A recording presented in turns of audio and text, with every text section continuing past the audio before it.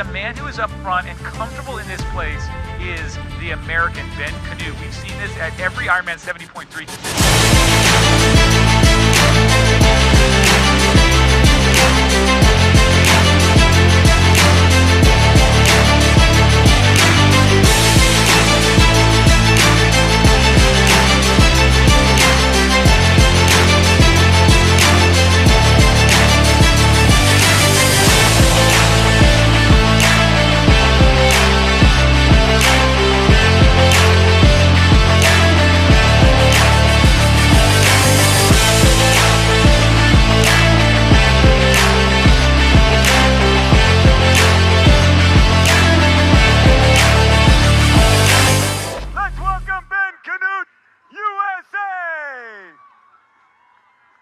So 6th place today, no real excuses. That was, I've been saying it's a solid day overall. I wouldn't really say it was a great day, but it definitely wasn't a bad day. Yeah, I mean, it's a little bit tough because I always shoot for the win or the podium, and 6th place just feels a little blah, and it's, I can't really find anywhere necessarily that I did something glaringly wrong or anything like that. It's just the other guys were better than me today, and that's something that, you know, I mean, it's racing. It's why we race on the day, and I felt like prep went really well going into this race, but it definitely wasn't perfect. And again, like, no excuses. The podium was super strong today. Those guys rode amazingly well and still ran fast off of a hard bike. And then 4th and 5th too. Those guys were moving as well, and I did everything I could to try and chase down to get to the top 5, and was just off the mark a little bit. So just how the day started, the St. George course is pretty interesting in the start. We start on a boat ramp, and they lay down a rubber mat overall, and it's basically just a couple feet before it gets to super slick. So it was basically 1-2 step and dive, and got a clean start. I was next to Sam Appleton and Christian Blumenfeld, and found clean water pretty quick. The guys were all good. Nobody tried to swim right next to me or anything, and that's always slower, so it's faster in a straight line, and was pretty no real events happening in the swim. It was just a good, strong, steady pace, but wasn't quite the gap that probably would have helped in some of those guys like Sam Long, who was maybe 2.5 minutes or so behind me, where a lot of people put him 3.5, 4 minutes. So it was pretty packed together, but was able to get out, have a good T1, and have a bit of a gap on the field, and rode my goal watts for that first 30 minutes or so, and was just kind of dangling off the front, feeling pretty strong, and almost just waiting for people to catch up. It seemed like the gap would open and then kind of close a little, and it wasn't until the little out and back and getting back on the highway where Frederick Funk really put in a surge and had us chasing a little bit, and then started to form into a group. And that first climb up that SR9 onto Telegraph was just full on, and I thought we actually had a split there with 4 guys where I was trailing.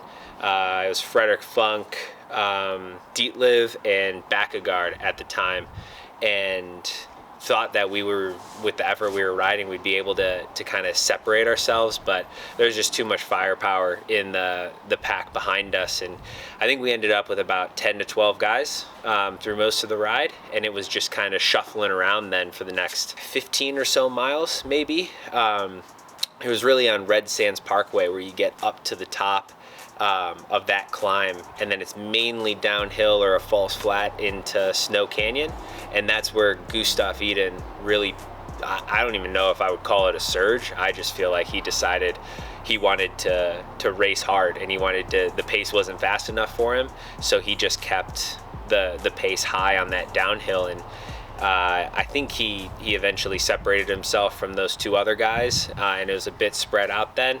But we had a pack of me, Sam Appleton, Eric Lagerstrom, Jackson Laundrie, Daniel Backegard, and I think another Dane like Mika or something like that. He's a newer guy who I haven't researched as much, and he had a great race today in fourth.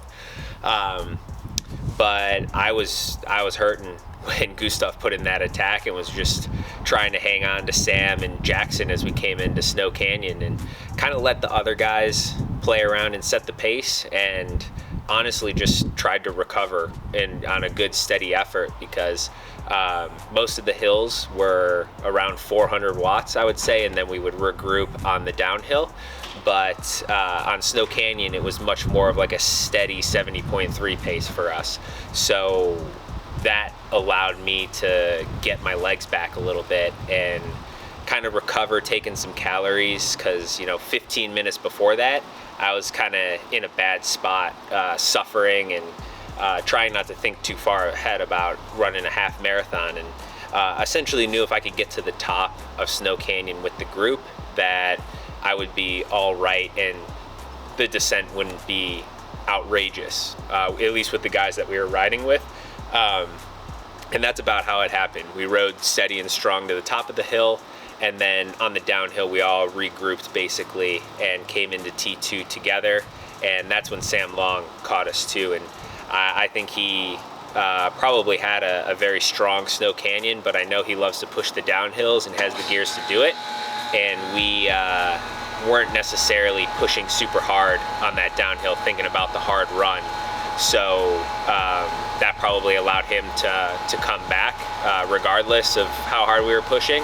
And I was set for a solid half marathon, and started off strong on the false flat out of town. But as the elevation kicked up, Daniel and Sam were able to kind of pull away slowly. And same thing kind of with Jackson. And then on one of the downhills, Mika got me.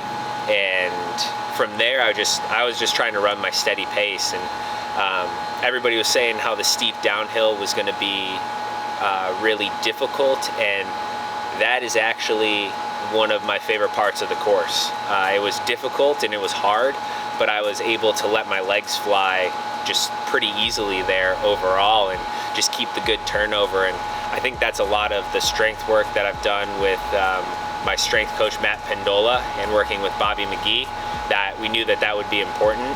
But I think that I lacked a little bit on the uphills and the slight downhills, where I just didn't have that extra pop that I needed to stay with those guys. And throughout the run, I battled a bit with Eric Lagerstrom, was able to catch Dietliff, who was up the road, and Frederick Funk. And yeah, it was just like a good solid run for me. I run a lot by power, and my power was very similar to the Collins Cup, which was 2 miles shorter, and also the Collins Cup was very flat. So when you have downhills, the power obviously drops. It's like riding a bike, and it's hard to keep a higher sustained power. So I was pretty happy that I was able to keep it up higher. And yeah, it was just not quite enough to keep up for the podium. And had Jackson Laundrie in my sights a bit.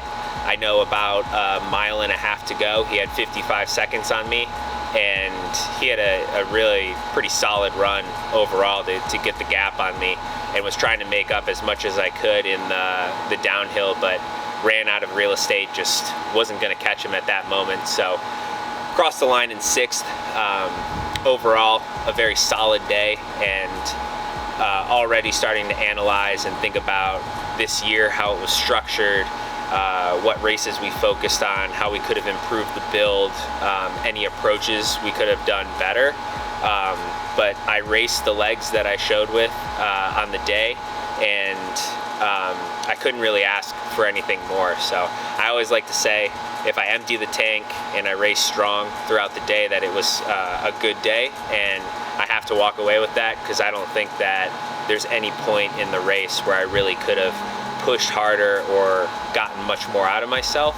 But obviously before the race, always gunning for the win. It's a dream to win a world championship, but I mean, Gustav Iden has set the bar super high, and need to put in the work to be able to catch up to him, compete with him, and same with the other guys on the podium. So kudos to them on a strong race. And yeah, overall that's kind of the short version of how the race kind of played out.